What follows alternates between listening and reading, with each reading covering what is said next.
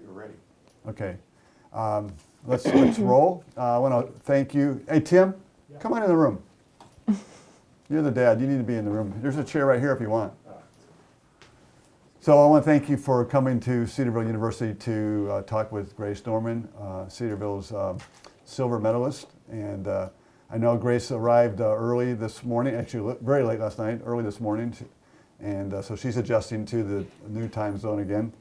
I want to thank you for being willing to share. And so we're going to begin with just an opening comment from Grace about her experience in Tokyo. And then we'll open up to the floor for questions. And Cameron Nelson will have the first question. Grace. Well, thank you so much for having me and setting this up, and thank you all for being here. It's an honor to share my story and my experience in Tokyo. Tokyo was a phenomenal experience for me. 5 long years of hard work since the last one, and it was a little bit difficult, coming through COVID, and we weren't sure if it was going to happen or how the games were going to come through with all the different precautions with the pandemic and everything, but it way exceeded my expectations. Had a phenomenal race, and I'm very excited to share it with you, so thank you. Cameron. So Grace, tell me what this experience was like. I know this is 5 years in the making. I was talking to your mom about that. What were your emotions when you knew that, hey, you were going to be competing, and what were your thoughts leading up to competing in the triathlon? Going into Tokyo this year, there's a lot of just, expectations, excitement, because it was, postponed an entire year. So it was there was just a lot of moving pieces. I was moving different places as far as where I was living, and but I was very focused on the goal, which was trying to defend my gold medal or medaling in Tokyo. And so finally getting there, seeing the course, there was so much excitement and so much love from back home that I was beyond excited, and it was everything I had hoped for. Now, you won silver, right? Correct. Didn't win gold. How does that make you feel? Obviously, in every race, winning is the goal, especially coming off of a gold medal in Rio. However, I took extensive care in just myself leading up into the race because I didn't want to put all that pressure on myself. I had done that the few months leading into Tokyo, and it was just, I couldn't handle it. It was too much, and it became more of a chore to train instead of being excited. So I took it as, this is an opportunity to see how fast I can go, and kind of laid the pressures of repeat gold aside. And then I believe by doing that, it made me just even more ecstatic to come across the line in second. When you look back at how you performed and how well you did, what are some things you think you would have done different? Looking back at my race, I was actually able to watch it. It was recorded, so I was able to watch it before I got on the plane to head back. And then I had, the entirety of 24 hours of travel to kind of think about it. And I normally give myself a 24-hour period to, think about it, look at it, see if there's things I would do differently. This race, however, it was one of my better races. It was a better performance for me. I have no regrets as far as the swim, bike, and run. I think I played the race very safe due to, or just safe for myself due to the heat measures there. It was very hot and humid during the race. And so I toyed with the idea during the race of going out a little harder in the run. But there was that potential of overheating, and I didn't want to do that. I wanted to, if I could solidify second and try for first, I didn't want to get passed by third. But overall, I'm extremely happy with how it went. Very proud of it and no regrets. How'd you deal with the whole COVID situation that was going on? There was a lot going on with COVID at the games.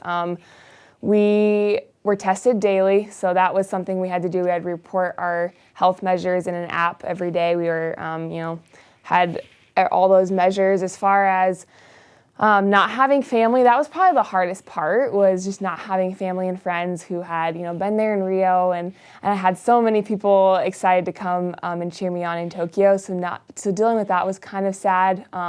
But the overall support that I got, all the pictures, all the letters and notes, was just a phenomenal touch when I got to the village. It, brought tears in my eyes. I put it all over my room. So it was really exciting. And so I think Japan did a wonderful job trying to mitigate all the COVID, exposures and close contacts. And I think they did a wonderful job keeping us all safe. Were you guys like in a village where really couldn't leave, or what was that? Yeah, so the Paralympic Village was where most athletes were housed. So we had free reign within the village, and we had Team USA building, and then every other country had their buildings. We had dining halls. It was actually a pretty big village. You could do some running laps that would be like around a mile around, so you would have some freedom. But we really weren't allowed to do anything else outside the village. We had strict transportation from the village to the venue, but there was no outside contact. Having gone through that experience now, is there anything that you wish you would have known before you went? I think I was able to take a lot of experience from Rio going into Tokyo, just because the Paralympic Games are unlike any other event. It's an event itself, you have so many different athletes from different countries and different sports, and we're all surrounding each other at all times. I think one thing that I would have remembered a little more is just the amount of walking that has to go into, walking. It's more like a college experience. And I've been removed from college, 2 years, and I've kind of removed myself from people a little bit more, and it was more like a culture shock of being back in college than anything else, of like in the dining hall being surrounded by so many different athletes and trying to just focus on yourself instead of getting caught up in I don't know, I guess I was trying to see if I recognized anyone, but they just kind of took my focus a little bit during meals. But that was early in the week, and later in the week I was able to just find my own space and be more calm and excited. Let me pause here with the people in the room. Let me go to the people who are in Zoom. Do you have a question for Grace Norman?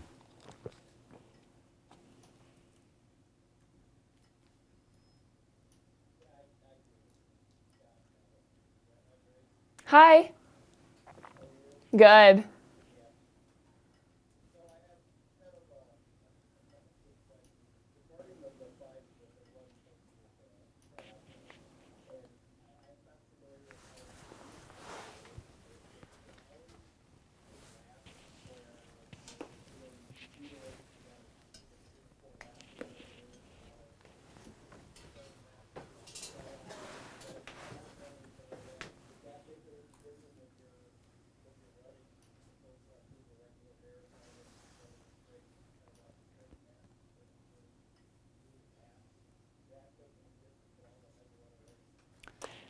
So the question was, does the race being in laps, does that affect anything in terms of her competition compared to a straightaway? Yes, so most Paralympic races are in laps. They try and make it as spectator friendly as possible. So normally over a 5K, it'll be anywhere from 2 to 4 laps on the run, and bike as well. They try to keep it in laps. For me, I personally like laps because you have more opportunity to get feedback from your coaches on where other competitors are, and if there's a U-turn or something that you can glance over and see the other competitors, that is helpful for me because I can kind of gauge where I'm at. I know I use that a lot during the bike portion and the run portion. But yeah, I think as far as how I race, it's pretty similar. It is more familiar, whereas if you're just doing a 1-lap course, you're kind of always, you don't really know what to expect, but this was 4 laps on the same exact course, and I was able to expect, water at the same places, and I knew the terrain very well.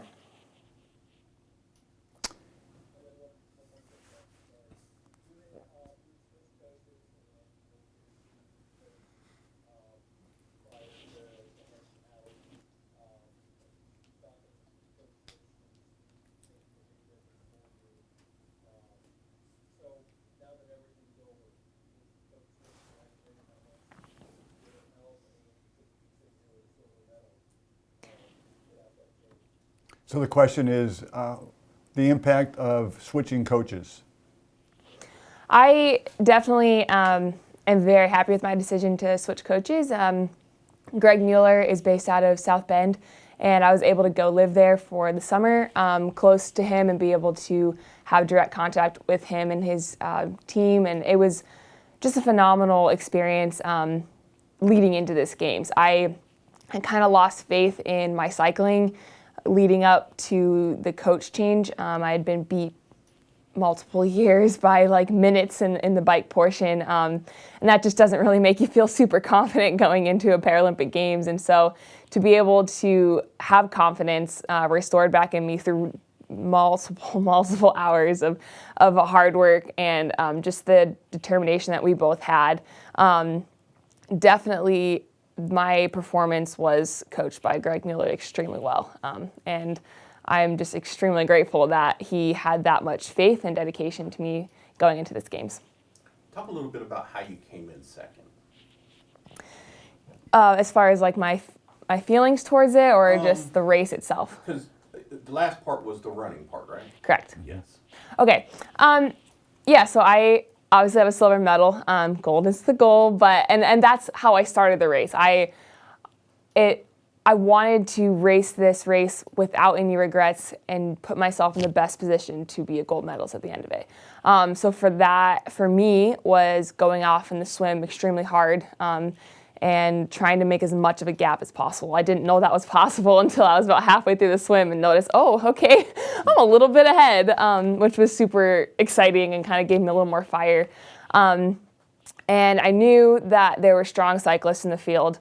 And my cycling has come a long way, but there are still stronger cyclists. And so I knew I was just going to have to just hold them off as long as possible. And so that's what my goal was. Had a really strong bike, did get overtaken in the bike portion, and I felt comfortable with it. I was overtaken by one woman from Great Britain, Lauren Steadman, and I expected that. And in the past, she hasn't been a very strong runner, and so I felt pretty confident that if I ran what I was capable of, I could take her back.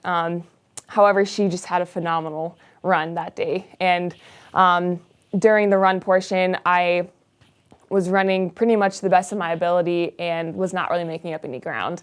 And I could see that over the 4 laps. And it was a little bit disappointing, but I knew I had enough time on bronze that I could really put a hard effort in to see if I could make any ground, and I wasn't on like the 3rd and 4th laps, and then was able to just settle with it on the last half of the last lap, and then just be extremely excited coming down the finish line. What was the time difference between first, second, third? First and second, I believe, was 40 seconds, and second and third. I don't know about second and third, but first to third was 2 minutes. 2 minutes, okay. So it was probably just over 2 minutes. Over 2 minutes. Yeah. So Grace, what's next for you? Are you training for the upcoming Olympics? What's next? So what's next for me? Hopefully I'll get on the time schedule a little bit quicker. But as far as racing, I have Collegiate Club Nationals for Cedarville University in, I guess, 3 weeks of September 25th in Malibu, California. They're letting 2020 grads compete, so I was just excited to kind of end my season with one more race for Cedarville University, as a lot of that was taken from me my senior year because of COVID. I believe I will be doing World Championships. They are rescheduling for November in Abu Dhabi, so I will be doing that.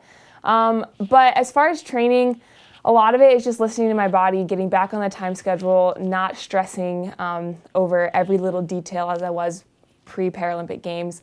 But Paris 2024 is definitely on the horizon. I'm going to take a nice little break mentally and physically, but definitely excited to get back on the saddle and gain momentum towards that Games. We'll get you to hold the medal up. Yeah, of course. Do you want me to wear it? Or do you want me? I feel like it'd be low. Just hold it.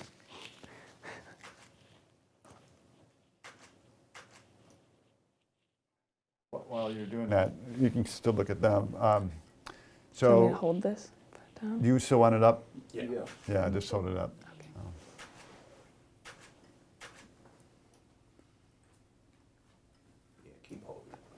While I talk, or oh, you're getting the phone. I'll just wait.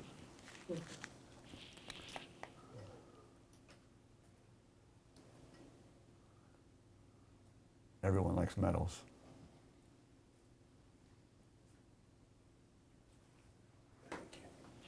Good? Yeah. So Grace, you alluded to it, I'll step in here, that you saw halfway through the final lap that you were going to finish second. That was the goal at that point, and you were going to finish second. So that changed your mindset. But what people here in the States have noticed is when you came across the finish line, great smile, but great sportsmanship when you sat down next to Lauren. Why was that important for you? You can talk to them. For me, sportsmanship is the whole goal of the game. If you're not including other athletes and using their energy, then what's the point of sport? You know, they're obviously in improving yourself, but especially at a big event like the Paralympics. And with Lauren Steadman, we've raced for the past 8 years, and so we've become really good friends actually especially through COVID. We were doing baking competitions when we couldn't race each other, and so to be able to switch places, obviously, you know, gold was the goal, but to switch places and both share that title of Paralympic champion, me in 2016, her in 2021, was just phenomenal. I was just really surprised by how she ran, and so I crossed and I was like, wow, what a race. And it was just exciting to just celebrate the amazing accomplishment that she'd just done. And so I was just very, very happy to, you know, cross, say congratulations. And it was also special because no one saw this, but before the race, she personally came out to me and was just saying, you know, good luck. Like, I wish you the best, and we're gonna have some fun out there. You know, we've been through it all together. We've raced 8 years together. We're now at another Paralympics, and let's just go have fun, and we'll see each other finish. And it just like really broke a lot of the tension, and was a phenomenal display of sportsmanship on her part. So to return that favor at the finish line, it was just all I could do. We have a question from the Rochester newspaper.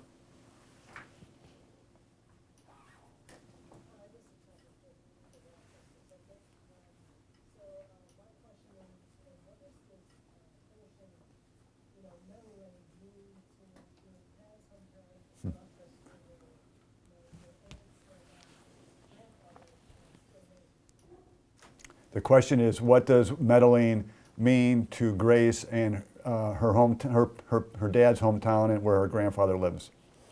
I'm very excited. It was a really big bummer that none of them could be with me in Tokyo, and I think that's the main point, that it means a lot to me for them because they weren't allowed to be in Tokyo, and so in order to just share that with them, and it's just more of a thank you. It was actually really neat because I lived in South Bend this summer. I was able to see my grandpa and my aunts and uncles a lot more than I have, especially coming off the pandemic. I wasn't able to see many people, and so to be able to win that silver medal and just bring it all back together, because family is so important to me, and so to have knowing that they were watching and they were just supporting me was really special. When you look back at the timing of your wins, how does that compare to your training times? Could you repeat the question? When you look at your timing, Oh, like the times? yeah, Okay. do you exceed those times of training, or how did that place? How did you place there? Okay. Each race is different as far as like the distances could be slightly off. They can be just a lot different. But this race, however, was an exceptional race for me. The swim was one of my fastest swims across the board. And with biking, that was by far my fastest cycling time. Even though I got overtaken during it, I was phenomenal. It was just exciting to see my growth in that. Because just to put in perspective, I don't know what 2016 times were, but 18, 19, and 2020, I was getting beat by around 3 minutes, and I was cycling probably closer to 36 minutes, 35 minutes instead of 32 minutes. So it was much, much better. The run is hit or miss as far as like the course, I think, was a little long in this race, but it was still a solid course for me. great run, and it was good to be able to kind of reach back into my roots of running for Cedarville University and kind of use that as far as like experience and everything. So I was going to ask, in the past when the United States hosted the games, other countries complained about the meals being insufficient. How did you feel the meals were? Were they nutrition or were they healthy on your end? I thought the food in Japan was amazing. They had a big dining hall. They kept it very, we had hand washing measures. Everyone had to wash hands. Everyone had to wear gloves going into the dining hall, masks, and then each seat was individually tapered off by a plastic barrier, so that way you would not be able to, I mean, it made talking nearly impossible, especially with the mask. You had to basically scream in order for someone to hear you, but that was amazing measures against COVID-19. But the food I thought was very good. There was several different stations. My favorite was breakfast food, but it was very good. I don't have any complaints as far as the amount. It was just like basically like a college cafeteria, and you were able to see all the different athletes, and the food was delicious. What kind of things they serve? There was some from all different countries. You could find, there was like original Japanese cuisine, there was different like religious preferences if you needed kosher things. There was just like plain, there was pizza, pasta. So you kind of could get anything you needed as different athletes from different countries. What's one thing that you would say helped you get through mentally? Because you had the pressure from the races, you had COVID, your family couldn't be there. So what's one or two things that helped you get through all of that? It was definitely a very stressful week. I'll say that. There's, you arrive at the village, it's super exciting. But there's this, kind of looming pressure of the race. So for me, there was just, constant communication with my coach back home, as far as just, daily checking in that we were ready for this. We were prepared and excited. Another thing was getting there and reading all the notes that everyone had sent. It was just amazing to see all of the support from people I didn't even know. Like there were people who you haven't met me, but we're cheering for you. And I was like, wow. It was just an overwhelming response of just excitement and love from back home. And that, I taped up notes on my wall, and at night, whenever I would feel nervous, I would reread, and it was just, calming. I also was able to talk to my family a lot and my boyfriend and be able to get just love from back home whenever they weren't there.